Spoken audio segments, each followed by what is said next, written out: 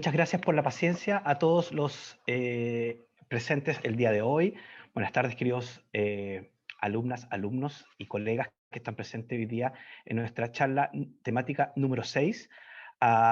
Qué agradable poder decir que ya estamos en la número 6, después de haber partido con esta modalidad de charlas temáticas, donde tenemos un invitado frente a la necesidad, ¿cierto?, de compartir una experiencia dentro de un ramo específico, en este caso, dentro de la línea de investigación aplicada.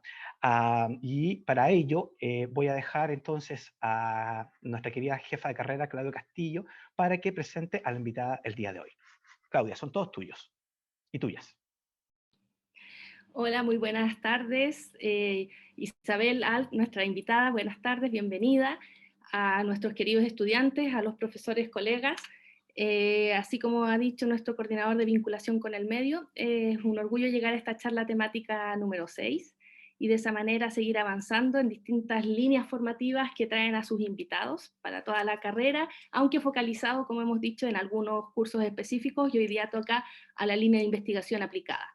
La línea de investigación aplicada, recordemos, tiene que ver con nuestra nueva malla y que articula en semestres alternados 3 cursos de investigación y 3 cursos de prácticas, porque claramente ahora en el rediseño curricular la práctica tiene un enfoque de pensamiento crítico y de reflexión sobre la práctica hecha, donde se aplican los contenidos metodológicos que se van viendo en los cursos de investigación, desde la metodología, la formulación, hasta el anteproyecto de título. Así que los que puedan encender sus cámaras para saludar a Isabel, nuestra invitada, súper bienvenidos son, y si no, entendemos que también hay problemas a veces de conexión y por eso no podemos todos encender la cámara como nos gustaría.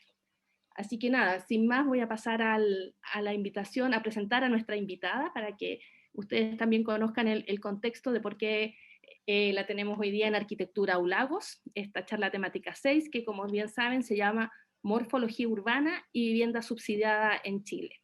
Nuestra invitada es Isabel Alejandra Aljara, es arquitecta de la Universidad de Chile en el 2017, magíster en urbanismo de la misma universidad en el año 2020.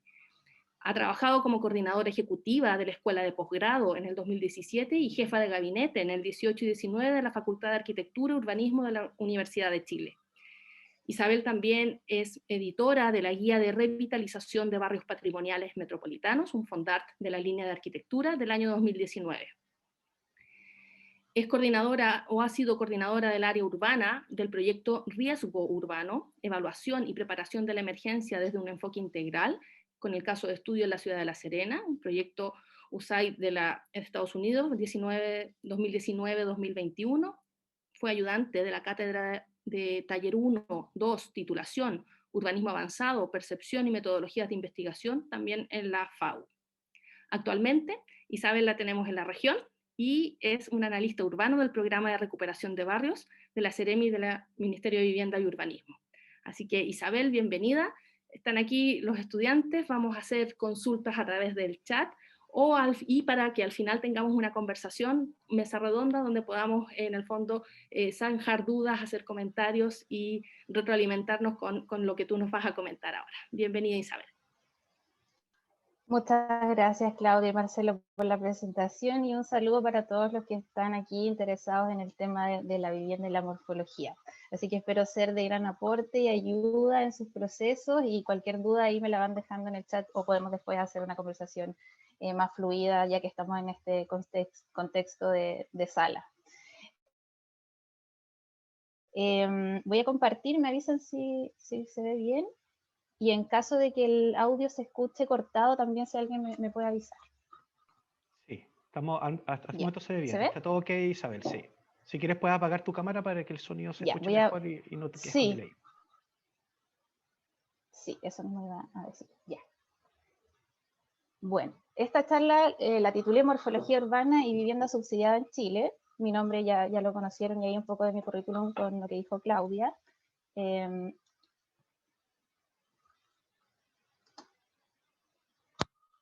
No me avanza, 2 segundos.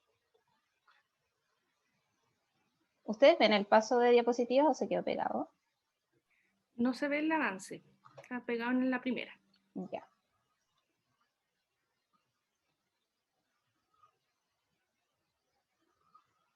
Chuta. Voy a tener que salir, dejar de compartir y volver a poner. Parece que algo pasó. Sí, aprovecho de agradecer a todos los que estamos hoy día aquí, pese al cambio del enlace de última hora. Fue un problema a nivel nacional, de Reuna, no es Lagos esta vez. Pero gracias por estar aquí, porque igual para nosotros es interesante poder tener esta oportunidad. Dale, Isabel. Ya, es que no me avanza la diapositiva, no tengo idea porque sí que voy a abrir otra.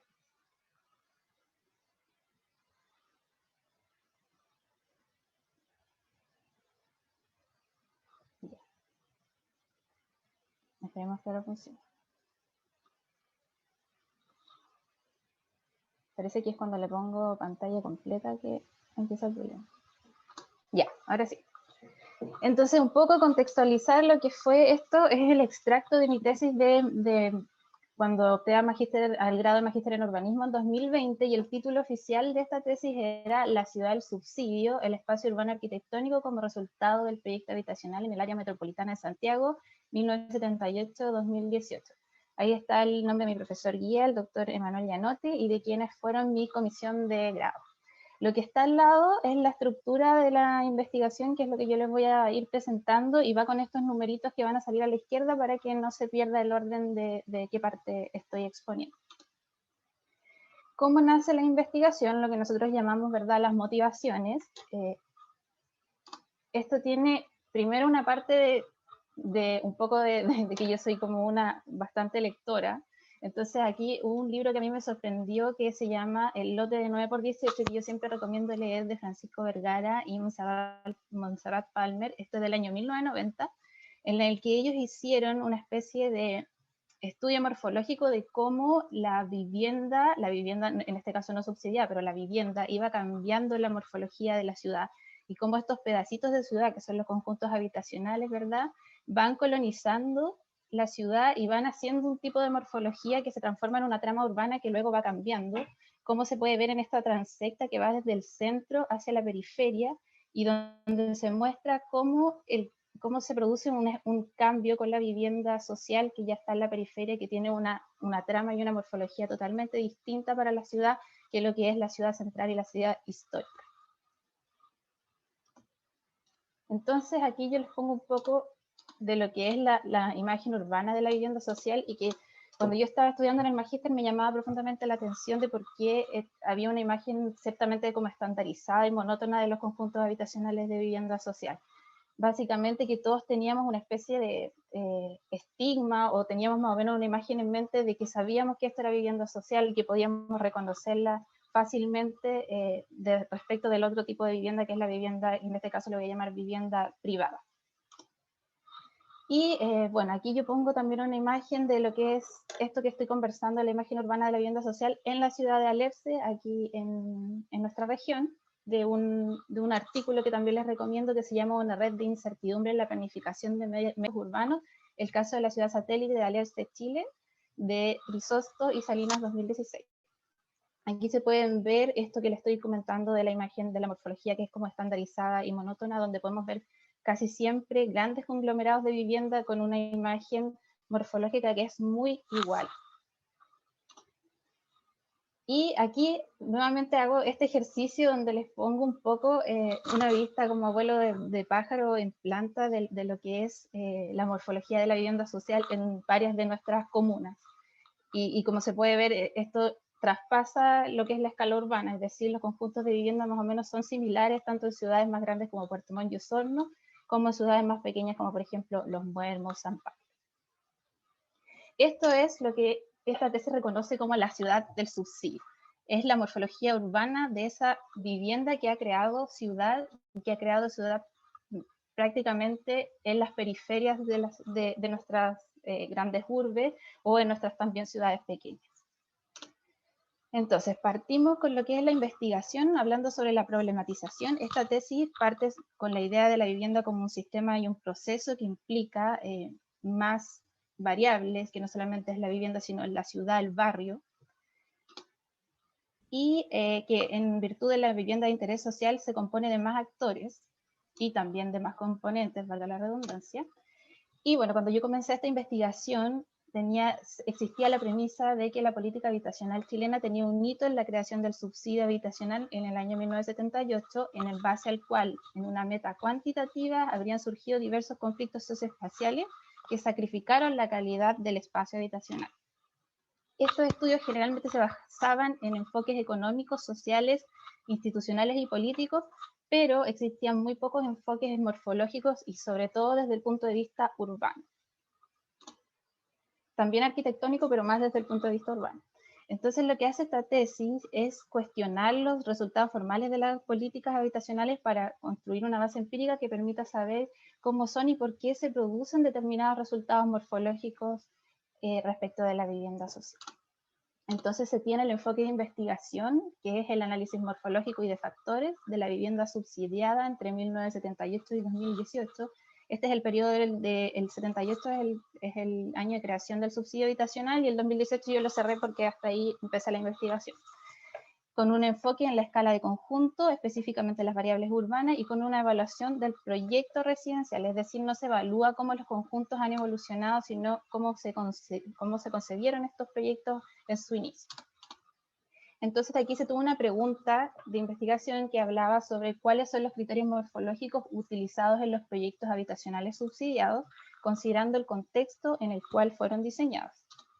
Esta pregunta tuvo una primera hipótesis que tenía relación con que, independiente del contexto de política pública común que tenían los conjuntos habitacionales, es decir, el subsidio habitacional, era posible establecer diferencias en el diseño y generándose una heterogeneidad morfológica en el periodo, dentro del cual, según lo que nosotros con mi profesor habíamos visto al inicio, existirían también buenos ejemplos respecto a la calidad de la morfología habitacional, aparte de los malos que ya estábamos acostumbrados a que se mencionara y que estaban siempre en el debate público. Entonces, ¿qué sucedió? Que esta hipótesis se comprobó rápidamente con una encuesta que hicimos y que les voy a explicar más adelante, y tuvimos que plantear una segunda hipótesis, que es que tras los buenos resultados morfológicos existirían siempre excepciones asociadas a los modelos de gestión y de desarrollo de los proyectos residenciales, y esto generalmente tenía relación con acciones paralelas al conducto regular que permitían ir más allá de los requerimientos mínimos que establece la política, en términos morfológicos. Entonces esto hizo que esta tesis se concentrara en buscar aquellos buenos ejemplos de morfología urbana para poder sacar una especie de, como de manual de buenas prácticas, tanto de diseño como de gestión.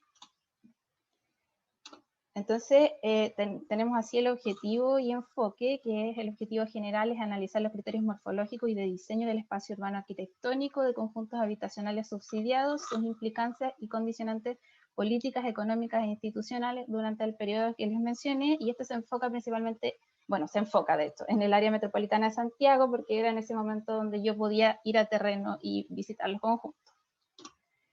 Los objetivos específicos tienen relación con, uno, estudiar los principales cambios normativos de la política del subsidio habitacional que pudieron tener implicancias sobre la morfología residencial. El segundo, con evaluar la calidad del diseño morfológico de algunos proyectos habitacionales, tanto positivos como negativos desde el punto de vista morfológico. Y el tercero, analizar y caracterizar la morfología urbana y el contexto político, económico e institucional en el que se desarrollaron esos buenos ejemplos. De aquí nacen estos tres ejes metodológicos que tienen estos numeritos que significan objetivo específico 1, objetivo específico 2 y 3, y que van a ir saliendo a una vez que yo vaya avanzando en la presentación para que también no se pierdan en qué parte vamos. Lo importante de estos tres ejes metodológicos es que tienen este punto en común, que es lo que el autor de Solá Morales denomina la relación entre la morfología urbana y las fuerzas subyacentes, que en este caso serían las implicancias políticas, económicas e institucionales. Aquí un resumen de lo que fue el marco teórico, que lo voy a hacer con autores porque no me quiero extender tanto en la presentación. Entonces, bueno, este marco teórico tuvo una primera parte que tenía relación con la morfología y la calidad del espacio urbano arquitectónico residencial, con autores clásicos que abordan el concepto de morfología urbana y de imagen también urbana, que son más bien autores clásicos que seguro ustedes ya les deben sonar o los deben conocer. Y una segunda parte que tenía que ver con las variables de análisis morfológico, que son más bien estos autores que están acá y que tienen que ver con manuales y compendios de diseño urbano básicamente, de los cuales se extrajo alguna información sobre los criterios de diseño a considerar para abordar la vivienda social o la vivienda en general.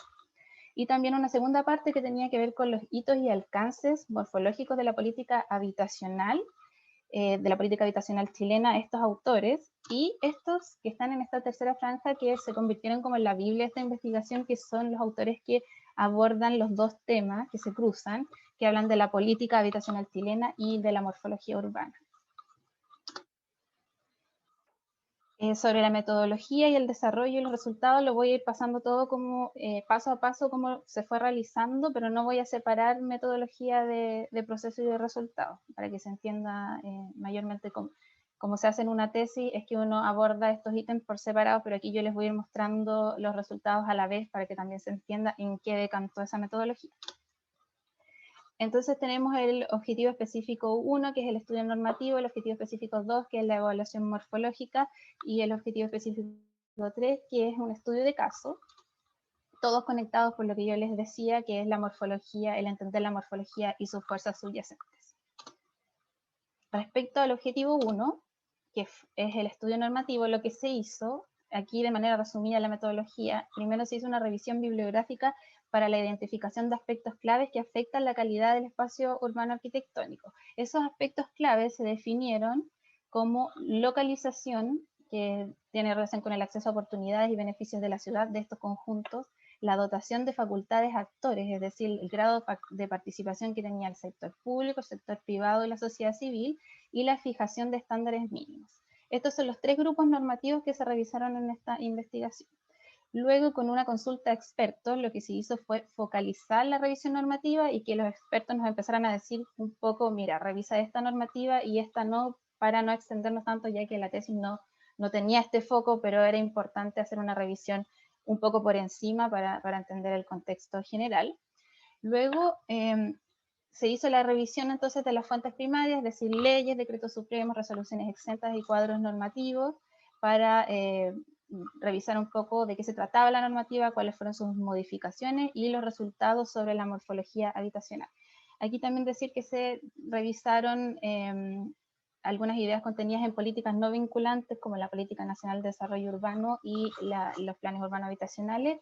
No vinculante refiere a que no son normados, es decir, son buenas ideas, son buenas prácticas, pero en la práctica, valga la redundancia, no se fiscaliza esto y no se norma. De esto ya pasando a lo que son los resultados de esta parte de la investigación, que fue súper corta, en el primer grupo normativo, que es la localización, se descubrió como primer indicio que las variables de localización, o sea, los aspectos normativos de localización afectaban directamente a las variables de contexto que tienen que ver con las variables morfológicas de la escala de la ciudad. Acá en la línea de tiempo se pueden ver los hitos principales de este estudio normativo respecto a la localización, donde por ejemplo se ve que desde el año 79, con la creación de la Política Nacional de Desarrollo Urbano, hasta el 2006, no se levantó ninguna iniciativa respecto a este tema, y que el principal hito que abre la discusión y el debate sobre la localización de las viviendas en Chile parte con la nueva política habitacional en el año 2006, y luego de esto se empezaron a generar algunas iniciativas. Entonces ahí, claro, una de las conclusiones es que la preocupación por el entorno donde se insertan las viviendas parte del 2006 con la nueva política habitacional. Otra conclusión es que actualmente la mayoría de las antiguas iniciativas de localización actualmente se decantaron y llegaron al problema de la integración social y urbana, y se han congregado como decretos supremos que tratan de incentivar la integración en el territorio, como son los que se ven acá. Y como hallazgo también se tiene que el principal aspecto limitante tras las decisiones de localización es el valor del suelo urbano y el costo de oportunidad que el uso social, digamos, de vivienda pública hace para el sector privado. Es decir, esto tiene un costo que se resta al sector privado al entregarlo a la sociedad a través de los subsidios. Y los terrenos, ya que los terrenos son principalmente destinados al sector y al mercado inmobiliario, como todos saben. Luego, respecto al espacio normativo de los actores, Esto se descubrió que tiene una directa repercusión en lo que son las variables morfológicas de la escala barrio. Acá se puede ver también la línea de tiempo con las principales iniciativas.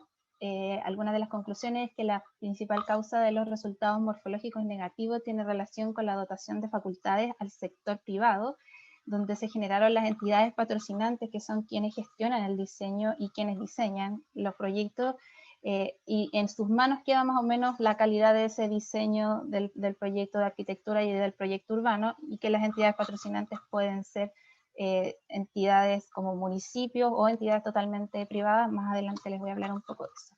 Luego, que el sector público tiene un rol solamente o meramente fiscalizador, y esto se fue dando en el tiempo, fue un traspaso en el que el sector público, fue el Estado en este caso, fue perdiendo su rol como activo como garante del derecho a la vivienda en el fondo, que tiene ahora un rol fiscalizador por un lado con las direcciones de obras municipales, que fiscalizan los cumplimientos a las normativas, y por otro lado con el Servio, que fiscaliza, digamos, que se cumplan los requerimientos de los programas de subsidio habitacional. Y luego también se evidenció que existe una mejora en los resultados que se ha producido con la dotación de ciertas facultades a la sociedad civil a través de las cooperativas de vivienda, que es una iniciativa de hace poco tiempo, entonces por tanto no se pueden extraer tantas conclusiones, pero sí se han visto por lo menos 2 iniciativas en las que el diseño ha nacido bastante del sentir y del deseo de los habitantes, y eso se ha reproducido como en una buena práctica. Luego, respecto a los estándares mínimos, esto se descubrió que afecta directamente a las variables tipológicas, que son las de la escala vivienda en este caso. Luego aquí se ven las principales iniciativas y los principales hitos, y aquí el principal hito decir que tiene que ver con el caso de las casas copevas, que son las casas de nylon que se llovieron, y que varios ahí se acordarán en el año 97 de esa, yo era niña, pero también me acuerdo de ese debate en debate público. Luego, bueno, esto era lo que les estaba comentando. A partir de esto se empezaron a normar las superficies mínimas y la calidad de la construcción, es decir, algo más bien cuantitativo.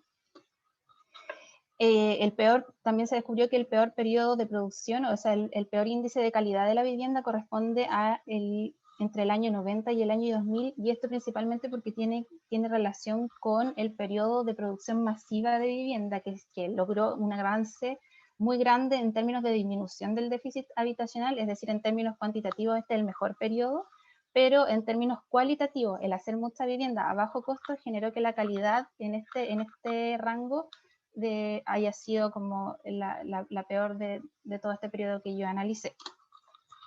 Y que también existe una mejora relativa en la calidad de las viviendas desde el año 2006 a través de la nueva política habitacional, donde se empezaron a congregar iniciativas, aunque fragmentadas, pero sí nuevas iniciativas para mejorar la calidad de las viviendas. Y bueno, y aquí una de las conclusiones claves es que para medidas, para problemas cualitativos, es decir, estamos hablando de calidad de la vivienda, ¿verdad?, de calidad del diseño, siempre en todas las normativas se acudía a medidas cuantitativas, y ahí hay un gran problema de la política habitacional que hasta hoy se mantiene. Pasando a lo que es el objetivo específico 2, que tiene que ver con la evaluación morfológica. Esto tuvo 2 partes, aquí se los voy a explicar a grandes rasgos. La primera es una elaboración de la matriz de criterios de evaluación del espacio urbano arquitectónico residencial, que es un instrumento metodológico para el desarrollo de la investigación, pero a la vez también es un producto para nuevas investigaciones. Y una segunda parte que con esta matriz se hace una evaluación de conjuntos habitacionales con una muestra que vamos a ir viendo a continuación. Esto no lo puse acá para que lo lean, pero para que entiendan cómo se formuló esta matriz, primero se hizo una revisión de autores, que eso es lo que yo les mostré en el marco teórico, los cuales hablaban de ciertos temas importantes para la vivienda social. Entonces ahí se generaban lo que se llamaban los grupos temáticos. Esta matriz es muy larga, acá solamente tenemos 2 ítems, pero es para ejemplificar. Luego, cuando más de 2 autores hablaban de que un criterio era importante para considerar, un criterio de diseño en el fondo era importante de considerar la vivienda, se generaban estos indicadores que están acá al lado, que yo les denominé criterios para que tuviese un sentido más cualitativo y no tan cuantitativo. Entonces aquí se puede ver cómo un grupo temático se desagrega en más de un criterio. Y luego se ponían estas citas que respaldaban en el fondo la creación del criterio o del indicador. Se tuvo inicialmente así una matriz preliminar de 38 criterios agrupados por variables de contexto, es decir, las de escala ciudad, variables morfológicas a escala urbana y variables tipológicas a escala vivienda, con la cual se evaluaron 15 conjuntos habitacionales a los cuales yo fui a terreno y los evalué. Y con esto se descubrió, se evidenciaron algunos problemas. Primero, que había una similitud en los criterios evaluados, que este instrumento además se demoraba en la aplicación, porque eran muchas variables las que había que mirar en cada conjunto. También que la puntuación quedaba totalmente a juicio del evaluador, entonces se decide o se evidencia la necesidad de establecer una base valorativa para las puntuaciones y también la necesidad de equilibrar la relevancia de los criterios para evitar hacer ponderaciones que en este caso iban a alargar más la investigación. Entonces, luego de ayuda ahí de algunos académicos, llegamos a esta matriz final que tiene 17 criterios, agrupados también en estos mismos grupos, y como les dije, poniendo siempre énfasis en la escala barrio, que era la que estaba como más olvidada por las políticas públicas y en general poco estudiada. Bueno, y aquí la agrupación de criterios se equilibra la relevancia y así se evita generar y asignar ponderaciones. No desaparecen criterios, pero algunos fueron evaluados dentro de otros. Y bueno, y aquí se disminuyó con esta matriz totalmente el tiempo de evaluación por conjunto.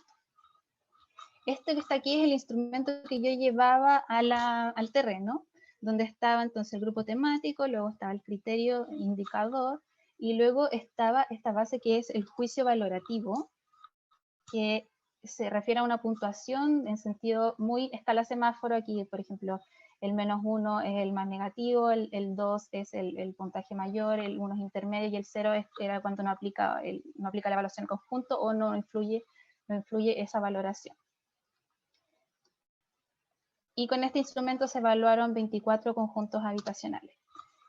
Aquí está lo que es la parte 2 de este ítem, que tiene que ver con la evaluación morfológica, es decir, con los conjuntos que fueron evaluados. ¿Y esto cómo se hizo? Se tuvo una muestra de 24 conjuntos que se basó en una encuesta a expertos en vivienda, es decir, en este caso, autores académicos y funcionarios públicos asociados a la vivienda social. ¿Qué se les preguntó a ellos? Perdón, se les pidió que mencionaran 5 casos positivos y 5 casos negativos de conjuntos habitacionales desde una perspectiva morfológica. Esto en opinión totalmente de ellos.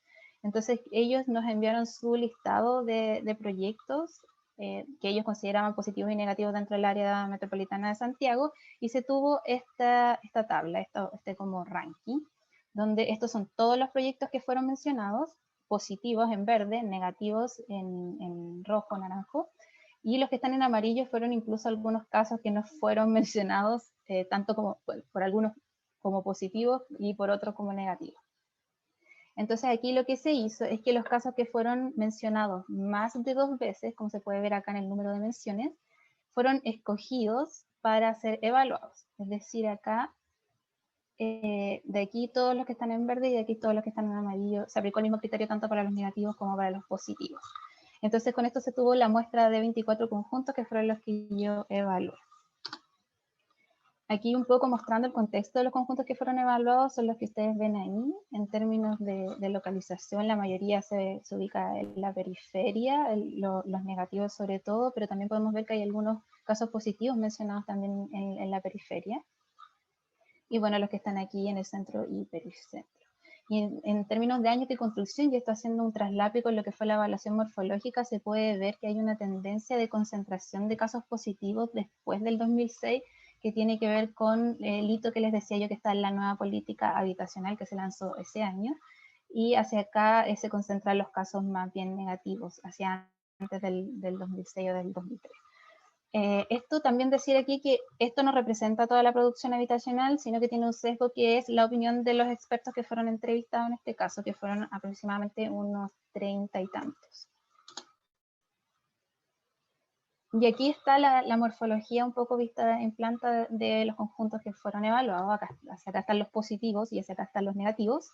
Acá yo pongo visitados y no visitados porque también aquí hubo un tema de contexto entre estallido social y pandemia, entonces no todos pudieron ser visitados y se tuvo que recurrir, y ahí también para que lo sepan y puedan aplicarlo también en sus investigaciones, se tuvo que recurrir a técnicas como videos, algunos paseos con vecinos o algunos compañeros míos de allá en Santiago que también me hacían videos porque vivían cerca del barrio, etcétera, y ahí se fue como traslapando y se fue como adecuando un poco la metodología para poder lograr lo mismo que se hacía en el terreno. Y esto era lo que se hacía con cada conjunto, y aquí pongo un ejemplo que es el caso del conjunto Los Sauces, pero esto se hizo para los 24 conjuntos. Se tenía el criterio, es decir, acá estoy mostrando 3, pero son los 17, se tenía el criterio a evaluar, luego la puntuación de ese conjunto para ese criterio, luego se tenía un poco la justificación de por qué se le ponía ese puntaje a ese conjunto en ese criterio, y luego acá los diagramas que acompañan esta evaluación, que tratan de graficar un poco el por qué, porque esta es una evaluación cualitativa. Entonces, de cierta forma, con esto se intenta mostrar o demostrar por qué se le está poniendo tal puntuación. Y la puntuación es esta, la que ven acá básicamente: 2 bueno, 1 cumple, 0 no influye, no aplica, menos 1 no cumple, y en el caso de que algún conjunto se haya destacado realmente en una variable, el 2 se reemplazaba por 3. Y esto, bueno, acá lo que ven son las variables de contexto, es decir, la escala ciudad, pero lo mismo se hizo para las variables urbanas, es decir, acá escala barrio, y finalmente para las variables tipológicas en la escala vivienda. Y con esto se tuvo la evaluación de todos los conjuntos. Acá hice un resumen con las puntuaciones por conjunto en todas las variables, las 17 que se ve acá, y se puede ver la heterogeneidad de la muestra en el fondo, y aquí están ordenados como del más bueno al más malo según la puntuación, y se puede ver que por acá hay una concentración de casos negativos y acá hay una concentración de casos positivos, y más o menos acá son los nombres que resonaron como los mejores evaluados. Aquí como un alcance, el puntaje máximo que podría haber tenido un conjunto si se destacaran todas las variables era de 51 puntos, y si no cumplen todas las variables era de menos 17, sin embargo el máximo puntado por el mejor conjunto en este caso fueron 33 y el mínimo de 14. Aquí un poco de algunos aspectos comunes. Entre todos los casos positivos, por ejemplo, existe una idea de proyecto que es consecuente en las distintas escalas del hábitat. Los proyectos positivos tienen una marcada preocupación por el diseño del espacio urbano en la escala conjunto, a pesar de que esta no es una exigencia normativa en ninguna fiscalización estatal. La mayoría o casi todos se localizan en centros o subcentros urbanos, y en caso de no contar con este atributo lo desarrollan en el conjunto, es decir, se plantean como nuevos centros urbanos, y todos son morfológica y tipológicamente se desprenden de la estética característica asociada a la vivienda de interés social, que eran un poco las imágenes que yo les presenté al principio. En cambio, los casos negativos, en todos no existe una idea clara de proyecto que vincule las decisiones en todas las escalas, las decisiones de diseño. Se centran principalmente en la vivienda como objeto arquitectónico, obviando el establecimiento del vínculo con el barrio y la ciudad. Y como consecuencia de esto, la vida se va volcando hacia el interior y se generan espacios colectivos baldíos o deteriorados por el desuso, que es lo que generalmente nosotros estamos acostumbrados a ver de las poblaciones periféricas. Casi todos se localizan en sectores periféricos o con baja disponibilidad de bienes y servicios, esto directamente ligado a que ahí el valor del suelo urbano es más barato, por ende el Estado ha decidido un poco ahorrar ese dinero del suelo y poner las viviendas ahí. La mayoría generan grandes conglomerados de viviendas tipológicamente muy idénticas o muy similares, y varios de los conjuntos presentan obsolescencia física que tiene que ver un poco con la reducción no estratégica de costos. Ahora pasando a lo que fue el último objetivo, tiene 3 partes. El primero es la selección de los casos de estudio. Este ítem es un estudio de casos, así que la primera parte claramente era la selección. ¿Y cómo se hizo? Se seleccionaron 5 proyectos mejor puntuados según la evaluación con la matriz morfológica que les presenté antes, y se agregó un sexto caso que era para subsanar un periodo donde existía un vacío de proyectos, que era el 2003 a 2013. O sea, se buscó que durante todo el periodo de estudio hubiese por lo menos un proyecto, y en este periodo como de 10 años no teníamos ninguno, así que agregamos un conjunto que salió medianamente evaluado. Se hizo una revisión bibliográfica y de campo para evidenciar un poco la percepción del habitat y caracterizar el proyecto urbano arquitectónico de cada conjunto, Y finalmente, y la parte más importante de este ítem, es la entrevista a quienes diseñaron esos conjuntos para determinar los factores que permitieron en el fondo la construcción de conjuntos de calidad, ya que este estudio de casos se enfocó específicamente en los mejores casos, en los ejemplos de vivienda en el fondo. Y estos fueron los casos que se estudiaron. Acá pueden ver como el 3D de esos proyectos insertos en el lugar. Eran 5 positivos, que son los que están en verde, y uno que salió medianamente evaluado. El primero, el conjunto Los Sauces, del 1984. Segundo, la Comunidad Andalucía, del año 1992. Tercero, el conjunto habitacional de funcionarios municipales de La Reina, del año 2000. Malal, del año 2007, que es este de acá. Luego el Neocitef San Francisco en 2013 y sexto el conjunto urbano Gabriel Palma del 2017. La primera parte, que tiene que ver con la caracterización del espacio urbano arquitectónico, bueno, se hicieron estas fichas que hablan un poco hacen resumen lo que es el proyecto, su localización, su morfología, su imagen urbana y los datos específicos de cada proyecto. Esto se hizo para los 6 proyectos, como pueden ver ahí. Luego, dentro de esta caracterización del espacio urbano arquitectónico, lo que se hacía también era un recorrido perceptual. Yo a estos conjuntos, a los 6 positivos, yo fui. Así que yo construí un relato perceptual de lo que a mí me pasaba, o lo que yo sentía, o cómo yo habitaba, o veía a la gente que habitaba esos espacios cuando yo los visitaba, y me quedaba hartas horas ahí, entonces hacía estos croquis también. Y acá en cada croquis se va destacando un poco en verde lo que a mí me parecía lo más relevante de la atmósfera un poco que se iba generando en estos conjuntos. Y bueno, y aquí está un poco solo para que lo vean, no para explicarlo, la evaluación morfológica y las capas morfológicas de cada uno de los conjuntos evaluados en las 17 variables. Bueno, de los entrevistados, que era la última parte de este ítem, por el conjunto Los Sauces, el arquitecto Francisco Vergara, que es el mismo autor del libro inicial que yo les comenté. Eduardo San Martín, con la Comunidad Andalucía. Aquí también decir que él lo hizo en conjunto con Fernando Castillo Velasco, destacado arquitecto que lamentablemente no pudimos entrevistar porque ella falleció hace unos años, pero Eduardo estuvo junto con él en este proceso, así que me contó la historia bastante bien también. Humberto Elias, el conjunto habitacional de funcionarios municipales de La Reina. Alejandro Aravena, de la Villa Antumalal, él es el Pritzker de arquitectura. Iván Teodolos, del Neocite San Francisco, y Francisco Izquierdo, del conjunto urbano Gabriel Palma. Aquí los principales hallazgos, esto no lo vamos a leer, pero lo importante es que lo que yo hice con ellos es que nos reunimos vía Zoom porque ya estábamos en pandemia, entonces hicimos una especie yo le envié unas cuantas preguntas básicas que son las que están acá resumidas, las puse como en concepto, pero eran 7 preguntas que yo le hacía respecto al proceso de gestión y desarrollo de estos proyectos, de diseño también. Y luego en la conversación en Zoom lo que ellos hacían era irme relatando un poco desde cómo nace la concepción de la idea hasta que se termina este proyecto y cómo fue su experiencia.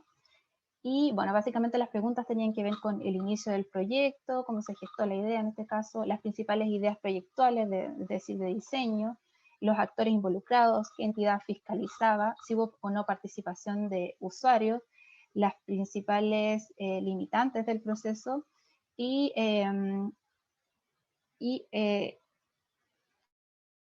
quienes gestionaban la iniciativa. Y no veo esta parte, así que está medio cortado. Pero ya, aquí entonces lo importante no es solamente lo que se puede ver como resultado, sino que lo que está marcado acá en naranjo es lo que las historias que se van coincidiendo, es decir, ellos sin saber, ellos se conocen y todo, pero ellos no tuvieron un manual de buenas prácticas y sin embargo hicieron muchas cosas en simultáneo y muchas cosas que fueron parecidas en los procesos a pesar de los años de diferencia que tenían estos proyectos. Entonces aquí se puede ver más o menos que estas iniciativas se van repitiendo y se puede ver cómo estos procesos de gestión finalmente tienen raíces comunes que van en paralelo al conducto regular de la política habitacional, porque no son exigencias, pero implican bastante como ganas y procesos de gestión de parte de los arquitectos. Entonces aquí se determinó que existían una serie de excepciones recurrentes, en este caso son estas 7 que están mencionadas acá. La primera tiene que ver con una iniciativa personal del proyectista y casi todas aquí, o varias por lo menos, tenían una concepción desde el punto de vista académico, un poco de investigación de varios de los arquitectos que estaban vinculados como al ámbito de la investigación, y desde ahí nace un poco esta iniciativa. Por otra parte, una voluntad, una gestión de una iniciativa diferente que tiene que ver con que todos cuestionaban un poco lo que se estaba haciendo de respecto a la política habitacional en el momento que les tocó, y quisieron innovar y ver cómo cambiar un poco esto. Tercero, que en la mayoría existía una mezcla de actores en el proceso de toma, en las decisiones y en los procesos, es decir, se trabajaba con la comunidad, el sector público y el sector privado de manera mancomunada. En varios también existió financiamiento extra, en otro también existió, por ejemplo, una excepción estatal, que fue aquí se otorgó un subsidio para comprar el suelo urbano, aparte de los subsidios que tenían que ver con las viviendas. Luego todos coinciden con la reducción estratégica de costos, que en este caso tiene relación con que los costos se van reduciendo con el diseño, es decir, algunos modelos más simples de diseño o bloques de diseño que permiten reducir a través del diseño, pero no de los costos de materiales, que es lo que generalmente se hace. Y finalmente la generación de vínculos permanentes con la familia. Aquí, bueno, se comprueba la hipótesis sobre las excepciones en el desarrollo de los proyectos, en tanto 5 de 6 entrevistados respaldaron esta hipótesis, diciendo que ellos no se habían dado cuenta, pero en el momento que yo les iba planteando este tema, ellos decían, sí, efectivamente, esta fue mi excepción, esta fue mi excepción, y íbamos llenando este listado con las excepciones que ellos iban viendo en sus procesos. La excepción fue la villa en Tumalal, donde el entrevistado dijo que él no hacía excepciones, sino que se basaba estrictamente en el conducto regular. Sin embargo, igual encontramos por ahí algunas excepciones. Y luego, en 4 de 6 casos, el modelo de gestión y desarrollo del proyecto continuó siendo replicado por estos arquitectos en proyectos posteriores. Y aquí se puede ver las imágenes de cada uno de los proyectos evaluados, de los 6 buenos casos. Bueno, ya pasando a lo que son las conclusiones, primero de las 3 partes del estudio, que son los 3 colores que están aquí, en relación al estudio normativo que tiene que ver con la regulación. La principal conclusión es que la desregulación de variables de diseño urbano y arquitectónica permite en conjunto con deficiencias de calidad. Luego la parte de evaluación morfológica, que tiene que ver con el diseño. La principal conclusión tiene que ver con que la dotación de facultades a los privados tiene un lado positivo que tiene que ver con las singularidades que yo les mostré anteriormente, porque finalmente estos arquitectos actúan como privados, y por un lado tiene este lado nuevamente negativo, que es más bien universal y que tiene que ver con todos los resultados morfológicos que hemos estado hablando y que hemos visto de la política habitacional. Y luego, desde parte del estudio de casos que tiene que ver con el diseño, gestión y construcción de los proyectos, los casos positivos evidencian posibles soluciones sobre diseño y gestión a incorporarse al conducto normativo de la política habitacional. Y aquí, ya como conclusiones más generales, primero decir que la heterogeneidad de la muestra evidencia que no existe una fórmula morfológico-tipológica para el diseño de espacios habitacionales de calidad, y que esto más bien tiene que ver con tener en consideración al proyectar las cualidades, las potencialidades, las oportunidades y las debilidades de los lugares en que se están insertando los proyectos. La causa del diseño de conjunto morfológicamente deficiente que tanto se ha hablado y que tanto hemos visto, la principal causa no es el subsidio habitacional, sino las deficiencias en los procesos de gestión, desarrollo y regulación asociados a la política habitacional actual. Por otra parte, que la mayor deficiencia está en el traspaso de facultades al sector privado, los cuales, apoyados por la poca o nula fiscalización estatal, dejan el proceso de diseño al criterio o descriterio ético profesional de las inmobiliarias, constructoras o arquitectos independientes. Y aquí también un punto importante que tiene que ver con que la disyuntiva histórica entre calidad versus cantidad, que siempre nos han mencionado respecto a la política habitacional, responde un poco a la carencia de planteamientos integrales para el acceso a la vivienda en distintas modalidades. Es decir, no solo la construcción de vivienda nueva es la solución, sino también esto complementarlo con iniciativas de arriendo, mejoramiento, corresidencia, etc. Y aquí finalmente yo propongo algunas medidas a corto, mediano y largo plazo para solucionar esto. Las de corto plazo, que esto si bien va a sonar como una medida media parche, mejorar el rol fiscalizador del Servio mediante la utilización de un instrumento de evaluación cualitativa de proyectos habitacionales, como por ejemplo la matriz que yo les presenté, podría ser un instrumento para evaluar.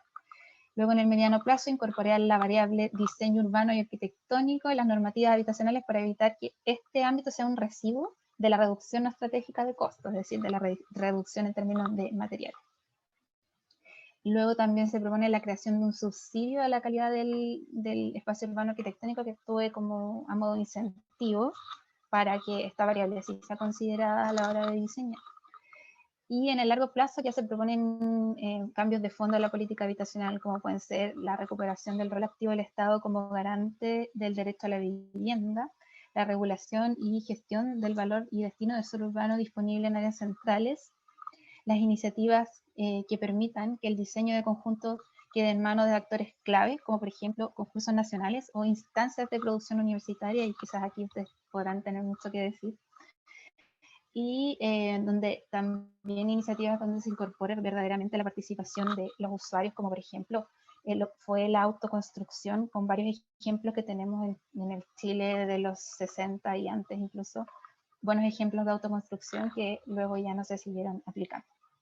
Y aquí para finalizar les puse algunas imágenes de cómo lo que les estoy hablando acá, en este caso, por ejemplo, la morfología urbana de la vivienda, que es lo que ustedes ven acá, de la vivienda social, la vivienda subsidiada, es estandarizada y monótona y genera en la ciudad, en la escala urbana, ese tipo de imagen que es más bien estandarizada y cambia la trama urbana con lo que tiene que ver con la ciudad central, que es mucho más diversa, como más rica morfológicamente, heterogénea, como se ve acá. Este es el caso de Osorno, y aquí les pongo también el mismo caso para Puerto, donde también se pueden ver cómo hacia las periferias se va homogeneizando el territorio, y eso también hace que se pierda el sentido de pertenencia, porque las viviendas no pueden ser todas iguales porque todos los seres humanos somos distintos y todos pensamos nuestra vivienda de manera distinta y nuestro barrio de manera distinta. Entonces, estandarizar el habitar un poco es lo que esta tesis intentó hacer. Muchas gracias.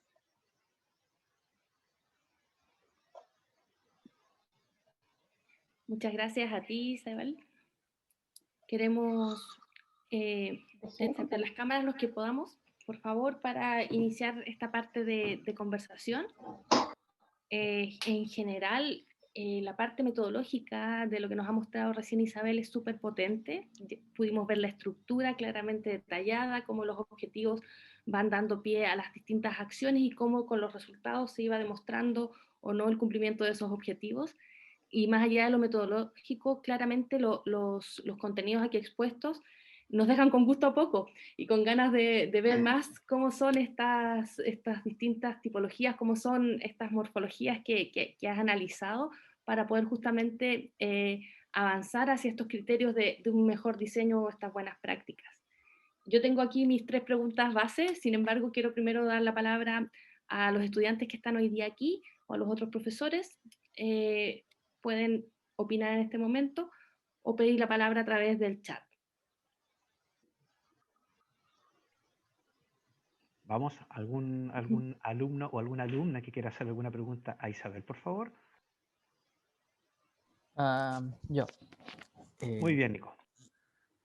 Un poco improvisada, pero bueno, respecto igual a esto, como para poner esta extensión que siempre ocurre con el caso de las viviendas, y es que tal vez puede que exista, tal vez más aquí en el sur, como cierto sesgo un poco como contra los departamentos tal vez, porque siempre como que se prioriza como la casa individual por sobre los complejos como bloques de departamentos y estos modelos.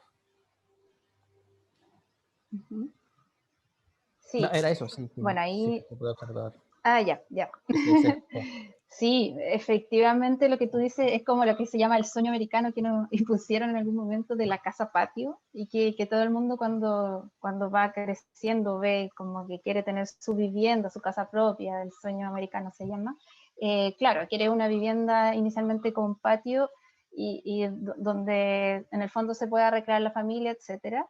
Pero claro, la política habitacional para el sur o hacia el sur poco aborda el tema de los departamentos por un poco tema de densificación urbana, que en las grandes ciudades se ha dado más el tema de los departamentos en altura, y porque la casa efectivamente está más ligada al sueño de las personas. La persona, si le pones un departamento o una casa, generalmente va a preferir una casa. Y como en el sur creen que, que se puede ir extendiendo y extendiendo la ciudad todavía, porque todavía tenemos espacio, se sigue construyendo y en las periferias. Entonces, efectivamente, como tú dices, claro, y la vivienda social, sobre todo en el sur, se da en nivel vivienda, pero en Santiago podemos ver también que los conglomerados de vivienda son también departamentos. Y de a poco va llegando y va llegando a las ciudades como de áreas metropolitanas mayores, por decirlo, de acá del sur. De a poco lo vamos a ir viendo. Gracias. Gracias a ti, Nico, por la pregunta, o por el comentario más bien. Sí.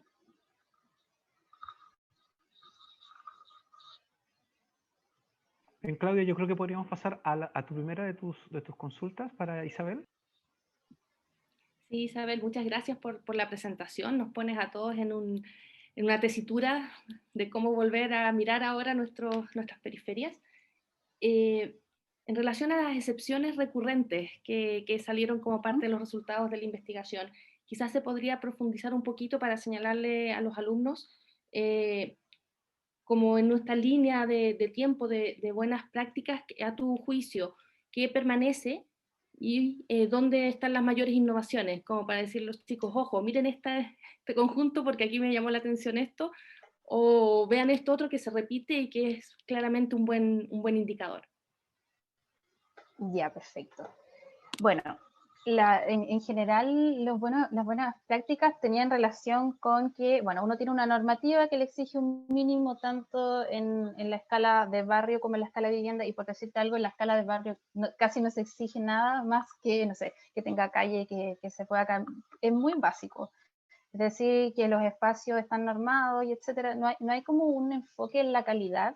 Y estos proyectos específicamente tenían un enfoque en calidad del diseño del espacio, sobre todo urbano, que se lo habían dado a los arquitectos. Después de varios estudios, ellos generalmente estaban como ligados bastante a la academia. Entonces, también son arquitectos que trabajan con estudiantes y que, no sé si ustedes, bueno, seguramente conocen proyectos de vivienda social que hacen estudiantes de arquitectura y que uno puede ver la positividad de esos proyectos y cómo esos proyectos aplicados al territorio, que en el fondo son académicos y no van a llegar a la realidad, pero uno puede ver que hay una potencialidad en el diseño y que tiene que ver con dedicarse a que un proyecto en un lugar específico tiene sus características específicas, tiene su esencia y no va a ser nunca igual a otro proyecto. Entonces, eso fue lo que hicieron principalmente estos arquitectos, de darse el tiempo de diseñar un proyecto específico para esos lugares, y no lo que hace la política habitacional actual, que tiene una especie de catálogo de viviendas, de conjuntos, incluso a mí eso es lo que más me impacta, tiene un catálogo de conjuntos que se van implantando a modo satélite en los bordes de las ciudades, y que es la mala práctica en el fondo que ya se estandarizó, porque también, como decía, el rol del Estado es solamente fiscalizador, y fiscalizador también a medias, es decir, el diseño no se fiscaliza, se fiscalizan estándares más bien constructivos de la vivienda como objeto, pero no como barrio, que está inserta en un contexto mayor. Y eso era lo principal que tenían estos proyectos, que se implantan como único, y es decir, no hemos visto tampoco ninguno de estos replicados en otra parte.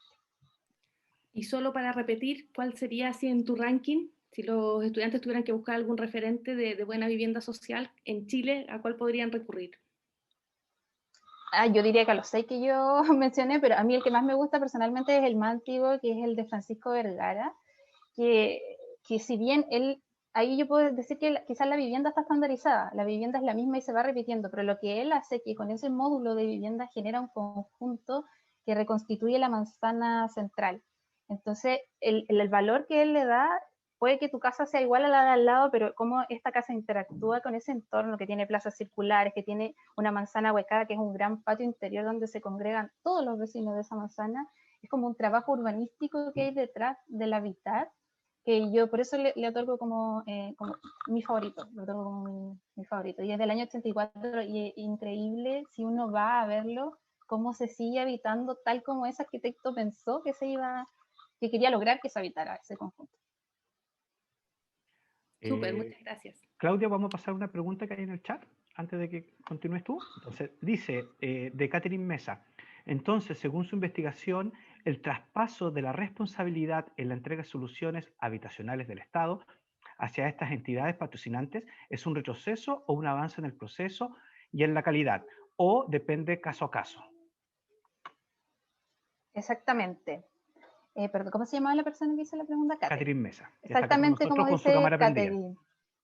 Ya, tal como lo dice Catherine, le dio justo en el clavo. Queda en un terreno ambiguo porque las entidades patrocinantes, que son las que ahora gestionan el proceso de diseño arman todo lo que se llama esto de la gestión con los vecinos para que se inscriban y puedan acceder a los subsidios, pueden ser municipios, pueden ser arquitectos independientes, pueden ser constructoras incluso, que son las que generalmente cuando caen en manos de constructoras, ellos son los que tienen estandarizado todo tipo de diseño y de conjuntos habitacionales que replican en todo Chile.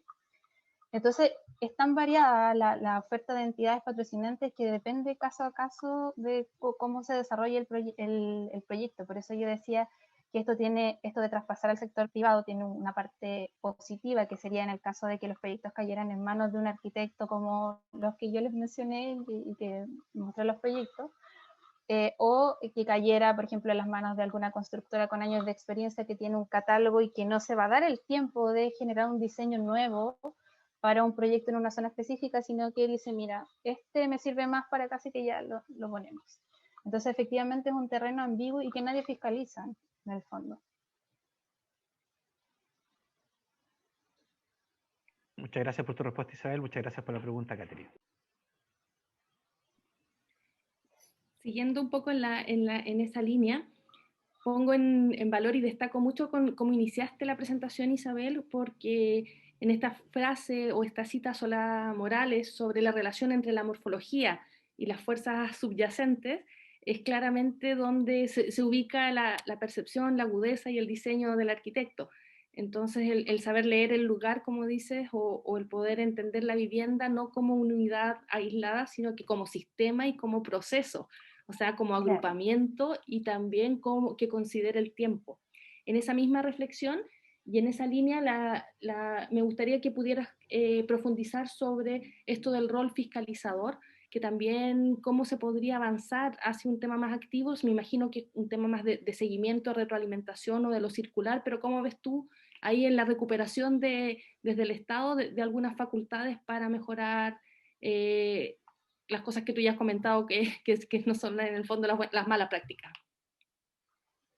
Claro, bueno, yo creo que el principal punto tiene que ver con que, bueno, y esto volviendo un poco al pasado, que en Chile tenemos súper buenos ejemplos de vivienda de la época de la Corvi, de la Cormu, donde se gestionaron grandes iniciativas de vivienda social y son proyectos emblemáticos que hoy día podemos ver como, no sé, la Unidad Vecinal Portales, la Villa Frey, etcétera, etcétera, otros proyectos que quizás ahí después podemos mencionar, pero efectivamente, ¿qué hacía ahí? Eso se hacía a través de concursos públicos, donde se fiscalizaba, por decir, ni siquiera fiscalizaba, sino que se participaba y se retroalimentaban los diseños con las personas que presentaban las propuestas, y entonces el diseño se aseguraba que quedaba en manos como de un actor relevante. En este caso eran oficinas de arquitectura connotadas de la época las que se interesaban en hacer vivienda social, que es lo que ahora no sucede.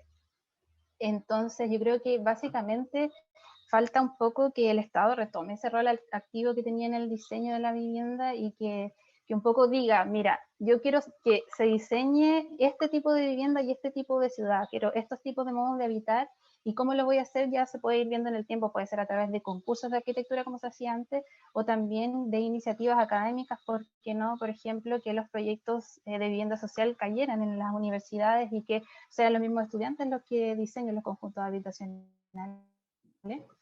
para lugares específicos, como un ejercicio académico que luego se pueda ir como retroalimentando con los profesionales ya egresados, por decirlo así, de oficinas o desde el sector público. Entonces yo creo que falta un poco que el Estado intervenga en saber y en decir qué tipo de ciudad quiere crear, y luego vamos viendo cómo creamos ese tipo de ciudad, porque yo no creo que el Estado vaya a decir, yo quiero una ciudad estandarizada, monótona, con casas repetidas una al lado de la otra, sin espacios públicos de calidad o espacios deteriorados. Yo creo que eso no lo va a decir, pero eso es lo que finalmente, como no se fiscaliza, es lo que se está haciendo. Así que por esa parte creo que por ahí podría, y bueno, las soluciones, parches pueden ser muchas también.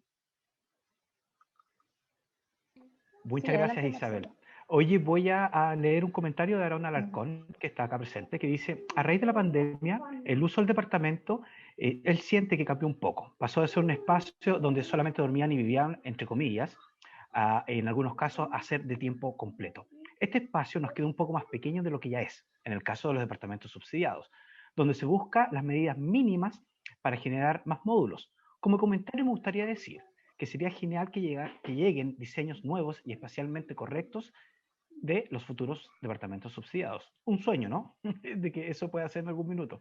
¿Te gustaría comentar algo en relación al comentario que nos dejaron?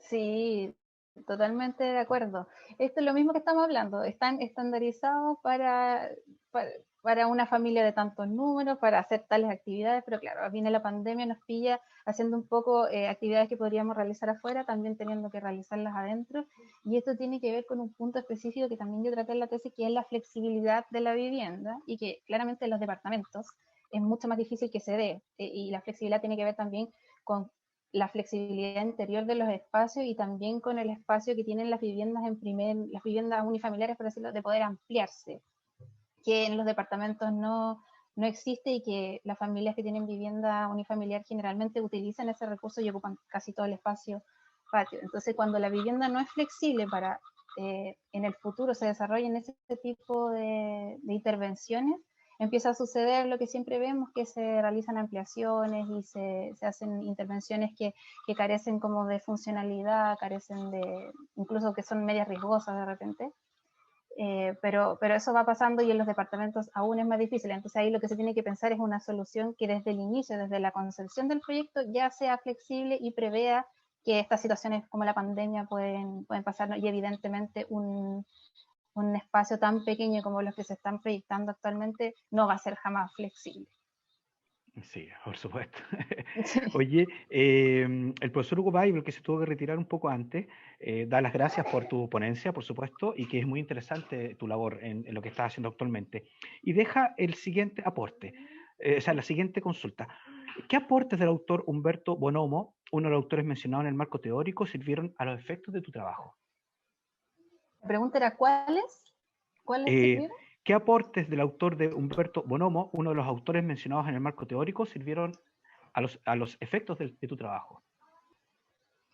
Sí, Humberto Bonomo también fue uno de mis Biblias. Él hace algo similar a lo que hago yo, claro que él lo va ligando más al contexto político, un poco y habitacional, político, de la política habitacional en el fondo. Él hace esto mismo de la caracterización morfológica y el análisis morfológico mucho más profundo, porque lo de él es una tesis doctoral, la que yo revisé, donde va revisando la morfología de los proyectos hacia, creo que es de la época de la Corby, no recuerdo bien el periodo, pero hace un barrido histórico de los resultados morfológicos de la política. Entonces, de él yo tomé varios de los criterios de diseño que también apliqué a la matriz que yo evalué. Entonces ahí él hablaba bastante de buenas prácticas en términos de barrio y ciudad, y él analiza específicamente la unidad vecinal Portales, y la analiza muy, muy al detalle, porque es bastante extensa la tesis, pero la tesis se enfoca precisamente en esa unidad vecinal, que es uno de los buenos ejemplos de vivienda pública. Entonces, de ahí yo también me agarro después para hacer los criterios morfológicos. Bien, muchas gracias por tu respuesta, Isabel. Claudia, ¿tiene que dar otra pregunta por ahí? Sí, quizás más comentario que pregunta, porque tiene que ver con algo que si bien Isabel no dijo, puede ser un camino o cosas que vienen después de una tesis como la que Isabel nos ha presentado. ¿En qué medida o qué reflexión, Isabel, cómo reflexionas tú frente ahora a los residentes o a la cohesión social o a los usuarios de estas morfologías de vivienda social subsidiada? ¿Cómo se viene el tema con las juntas de vecinos, el colectivo, la comunidad? ¿Qué caminos has seguido? ¿Qué relación ves tú entre los resultados de tu tesis y lo que pudieran decir los que habitan hoy día los lugares? Sí, esa fue una parte que quise incorporar a la tesis, hacer una especie de encuesta de percepción, porque como yo estaba evaluando, yo evalué básicamente el proyecto residencial y no el conjunto en su actualidad, porque uno, que varios fueron de los negativos, por ejemplo, habían sido demolidos, no enteros, pero partes también habían sido demolidas, y otro que uno no podía llegar a comparar el que lleva funcionando desde el año 84 con el que lleva funcionando desde el año 2017. Entonces yo quise incorporar la percepción, pero claro, ahí también me dijeron que era difícil comparar percepción de habitantes recién llegados a un conjunto con la de los años anteriores. Pero creo que es una súper bonita investigación, porque al menos en lo que yo me pude dar cuenta era que todos estos habitantes de estos conjuntos estaban muy felices en sus nuevas viviendas, y la mayoría venía como de barrios súper estigmatizados, algunos de barrios periféricos y algunos de barrios de por ahí cerca de donde se construyeron los conjuntos, pero evidentemente su vivienda había mejorado cuando llegaron a estos conjuntos. Así que me parece súper importante estudiar la percepción, y a mí me habría encantado, y quedé con las ganas de hacer esa como encuesta o de entrevistar a los vecinos. Pero lo que sí me pude dar cuenta era de los modos de habitar cuando yo iba a los conjuntos y veía niños jugando, veía vecinos conversando, que es parte también de un relato perceptual que hago ahí también en la tesis. Súper, Muchas gracias. Es que gracias. son estas ideas que abre la tesis y que, claro, que complementarían, pero tienes toda la razón, no es comparable en el marco de tu metodología haber incorporado eso, pero claramente abre nuevas líneas de investigación en cuanto, insisto, a la apropiación, a la identidad, a la cohesión social en estos conjuntos que son tan singulares. Así que ahí, atención los que están buscando temas, también se puede ver ahí sí, salen muchas ideas. Algo muy interesante. Gracias, Isabel. Oye, tenemos otra acotación por parte de Carolina Pérez, pero justo está sonando mi combustión así mal. Por lo tanto, la leo yo. ¿La lees tú? O Carolina, si que quiere leerla ella misma, ya que prendió su cámara para que puedas verla cara a cara, Isabel. Hola, bien. Carolina, ¿cómo estás? Carolina. Desde La Serena nos está acompañando. Hola, buenas. En serio, desde La Serena. Hola. Más que pregunta, es una acotación. Bueno, la voy a leer porque la escribí. Ya, era como acotación que participé en un conjunto en una constructora, en un comité social, en donde se trabajó y diseñó los espacios públicos del conjunto habitacional Bicentenario de La Serena, dando soluciones a tiempo a todos los requerimientos de los futuros habitantes las viviendas tendrían. Y hoy en día estos son espacios vivos para la comunidad. Y esa es una situación que se podría replicar en los proyectos de viviendas sociales del sur y el resto del país. Yo en lo personal participé activamente en eso, y hoy en día puedo decir que claramente son espacios que se utilizan y no son espacios desperdiciados como en muchos proyectos que en lo personal igual he visto en el sur. Las plazas no se habitan, independiente de la atmósfera o clima que se pueda vivir ahí. No son espacios utilizados, entonces son un desperdicio más que nada para la sociedad y la cultura. Y aquí, por lo menos, se han reactivado todos esos espacios, y en lo personal pienso que eso se debería hacer en todos los proyectos sociales, porque igual hay gente que está en riesgo social, su cultura es diferente, entonces necesitan otros requerimientos a lo típico que uno tiene como estándar. Eso. Exactamente. Lo que tú descubriste es lo mismo que yo. Tú descubriste algunos de los buenos ejemplos de vivienda en Chile, que son poquitos, pero ya que participaste en el proceso también te pudiste dar cuenta quizás como de los atributos y de cómo se gestionó ese diseño, de cómo se hizo, cuáles fueron los criterios que se aplicaron para que fuese exitoso. Pero eso es básicamente, así como los que yo analicé en Santiago, que fueron más bien como una sugerencia de expertos en un inicio, y luego yo los fui como decantando hasta llegar a los más positivos. Así deben haber en todo Chile como esos puntos positivos de la ciudad del subsidio. Alerta, otro tema de investigación. Sí, es otro. Sí, en regiones debe haber también. Yo la verdad no conozco casos, por lo menos acá donde yo vivo. Aquí donde yo vivo, la verdad es que no, muy malos ejemplos. Yo creo que incluso a las ciudades más pequeñas nos toca como lo peor, yo creo también. Pero no conozco tan cercano, pero me alegra saber que en una ciudad que no sea Santiago hay un ejemplo positivo. Y cuéntales, Isabel, ¿dónde estás? En Río Negro, estoy en Río Negro, aquí como casi al lado del campo. Así. Sí, aquí no llega lo peor de la ciudad del subsidio. Es bonito Río Negro, me gusta sobre todo Riachuelo, que está al lado de Río Negro, que es un villorrio muy precioso. Oye, tenemos otro comentario más pregunta de Catherine Mesa.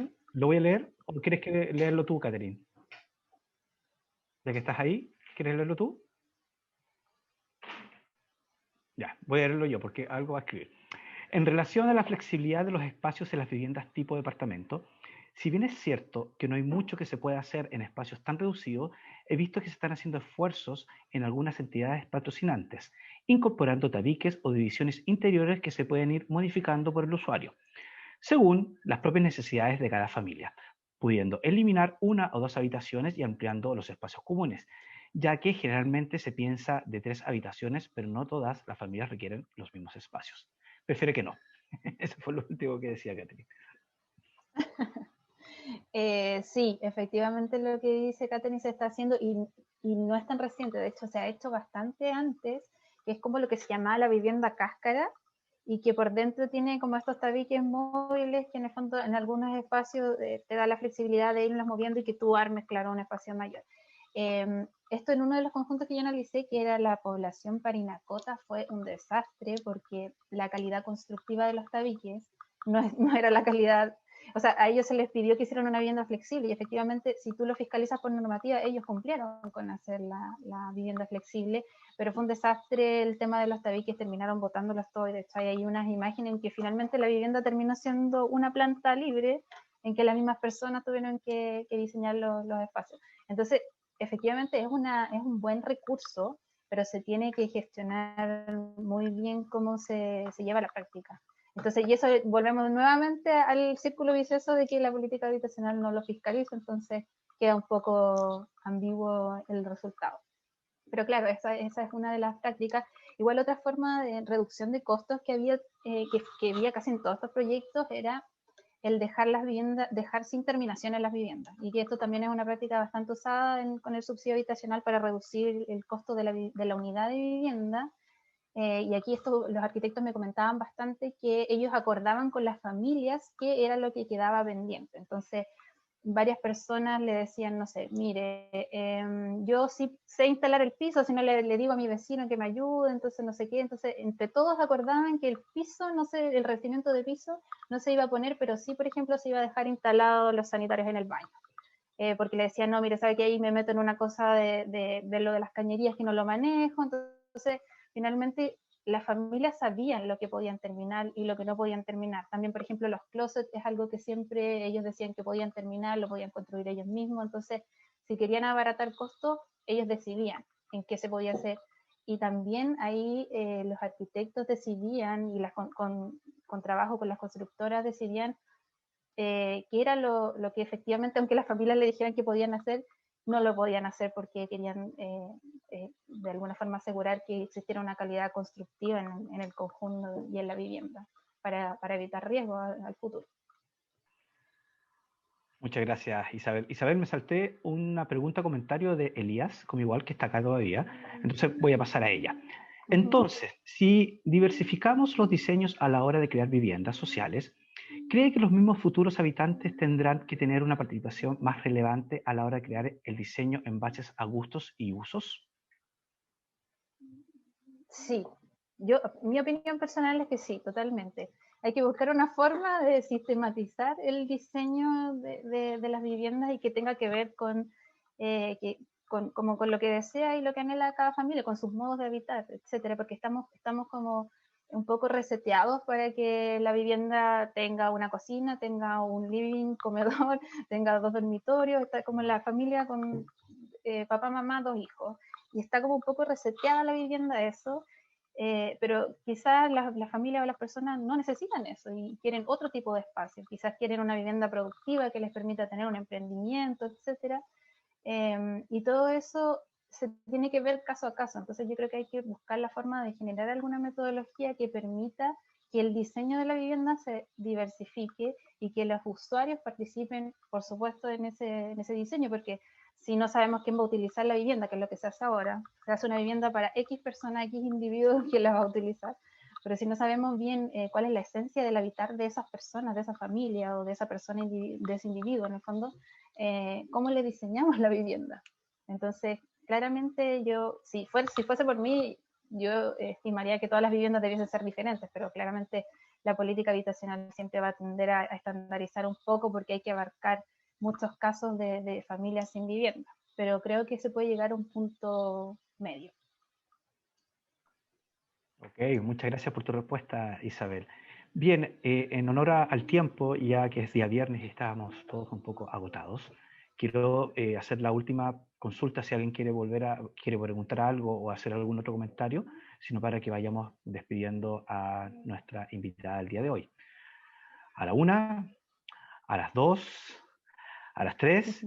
Bien, todo claro, muchas gracias, dice Catherine, muchas gracias por tus comentarios y por todas tus consultas, Catherine, muy agradecido de que hayan tenido este feedback con Isabel. Y muchas gracias a todos los presentes de hoy, muchas gracias por la paciencia, ya que hoy día se nos cayó Plaza Reuna y tuvimos que improvisar. Y a puro jazz hemos llegado hoy día a tener una charla temática número 6, nuestra sexta charla temática, muy interesante con una invitada de lujo. Antes de cerrar, voy a dejarle la palabra a Claudia para que diga las últimas palabras en relación a la actividad y ya vamos despidiéndonos todos. Perfecto. No sé, te doy la palabra a ti, Isabel, si quieres cerrar y luego ya yo cierro y me despido al final. Ya, perfecto. Bueno, yo agradecerles la participación, las preguntas que hicieron, todas muy interesantes, y se nota que entendieron bastante el tema y hicieron como una especie de resumen ahí de lo que yo hablé, de los puntos relevantes, así que me parece muy interesante que se interesen en el tema, porque es algo que compete como a todo Chile y a nuestra región también en temas de descentralización. Mi idea es un poco tratar de aplicar ahora todo este conocimiento que como base de datos y como bibliografía existe para Santiago y hay que aplicarlo un poco en las regiones. Así que yo feliz de que haya personas interesadas y que si puedo colaborar y si que están interesados en el tema ahí, de cualquier forma me contactan y estoy para ayudarlos. Así que muchas gracias por la participación y por haberme escuchado. Muchas gracias. Y también a ustedes por la invitación. Bien, a Isabel. La verdad es que sí, de palabras al cierre, nada, simplemente seguimos preocupados de estos temas. Hoy día nos diste ahí varios tips que vamos a seguir investigando. Abriste quizás varias cajas ahí de ideas, así que agradecidos por tenerte hoy día aquí. Será la primera de varias, así que yo creo de que vamos a seguir ahí conversando. Para los estudiantes, insisto, esto siempre son motivaciones, iniciativas y nos mueve. Así que muy, muy feliz de haber concluido esta charla número 6. Y nos veremos entonces a la próxima. Gracias a todos. Isabel, muchas gracias a ti y a los estudiantes como siempre. Nos vemos. Buen fin de. Gracias a chicos, todos. gracias a todos. Gracias Chao, Isabel, gracias. Mario, Claudia. Buen fin de Chao. semana.